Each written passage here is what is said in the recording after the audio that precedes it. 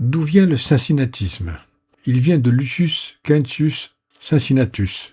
C'était un patricien ayant vécu sous la République romaine vers 460 avant Jésus-Christ. En ces temps, Rome n'était encore qu'une cité-État et n'avait pas, comme sous l'Empire, d'armée de métier pour se défendre contre les agressions des peuples les entourant. Le pouvoir était aux mains des patriciens. Le peuple était appelé la plèbe. La République romaine avait régulièrement besoin de lever une armée parmi la plèbe. Un plébéien ne travaillait pas lorsqu'il prenait les armes et risquait de ne pas pouvoir payer ses dettes. Or, en ce cas, il risquait d'être vendu comme esclave. Il est ainsi parfaitement compréhensible que la plèbe rechignait à prendre les armes. Il arriva que les armées ennemies approchèrent de la ville et qu'il fut impossible de lever une armée. Lorsque les troubles étaient insolubles, le Sénat désignait un dictateur, personne avec les pleins pouvoirs pour un temps limité. Cincinnatus était un patricien qui labourait son champ lui-même et donc était très proche du peuple. Il était par ailleurs un excellent stratège. Le Sénat le nomma dictateur. Il prit le pouvoir, leva une armée, mena la guerre, vainquit. 16 jours après sa nomination, sa tâche accomplie, il rendit le pouvoir au Sénat, bien qu'il ait été nommé pour 6 mois, et retourna à son arrière. Actuellement, il est bien évident que les comparaisons entre époques différentes sont inadéquates. En effet, notre époque ignore l'esclavage et présente le meilleur système démocratique connu jusqu'à présent. Mais il est possible de faire une transposition. Actuellement, nous n'entendons plus parler, comme au XIXe siècle, d'aristocratie, mais de classe politique. Les politiciens formeraient-ils une classe à part?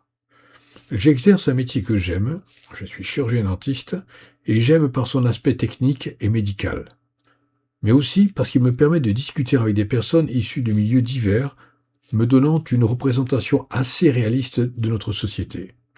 Ainsi, à travers les nombreuses conversations que j'ai eues avec mes patients, il m'est apparu que les politiciens de leur immense majorité ne sont obsédés que par 2 choses: l'acquisition et la conservation du pouvoir. L'histoire de Cincinnatus, à cet égard, est très enrichissante. Il a lâché sa charrue pour la prise d'un pouvoir total et y est retourné bien avant la fin de son mandat. Combien d'hommes politiques en seraient-ils capables actuellement? Intégrité. D'où nous vient donc ce manque de personnes intègres? Je considère ici le mot intègre dans son sens le plus large que possible, pas seulement au point de vue financier, mais en considérant aussi la capacité d'abstraction de soi, d'être capable de passer outre ses convictions personnelles ou ses collusions de clochers dans l'intérêt du pays. Lord Acton, un auteur anglais, a eu une pensée profonde concernant le pouvoir. Power tends to corrupt. Absolute power corrupts absolutely.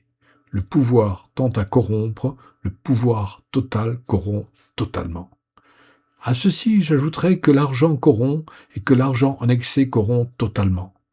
Les communistes ont essayé d'atteindre l'équité, va-t-on me répliquer, et ils ont lamentablement échoué en essayant de niveler la société par le bas. Oui, mais ils avaient négligé un aspect de l'humanité, le sentiment d'émulation qui l'a fait progresser. Plus il y a d'émulation, plus il y a de progrès. Une société égalitaire est vouée à la mort. Tous le même salaire, tous la même maison, tous les mêmes vacances, etc. Voilà ce que fut le communisme. Il était voué à l'échec dès le départ. Pourtant, il partait d'un bon sentiment, réduire les inégalités sociales. Mais l'erreur de cette doctrine est d'avoir voulu les supprimer. Apolitique. Comment faire pour qu'un dirigeant ne se corrompe pas, ni ne se prenne pour un demi-dieu? Il faut une personne pour laquelle, dès le départ, le pouvoir ne représente pas de valeur en soi, qui le considère comme une fonction, presque comme un sacerdoce, une personne au service d'un pays plutôt qu'à la solde de groupuscules, capable de prendre des décisions désagréables pour l'instant, mais impactant le pays favorablement à long terme.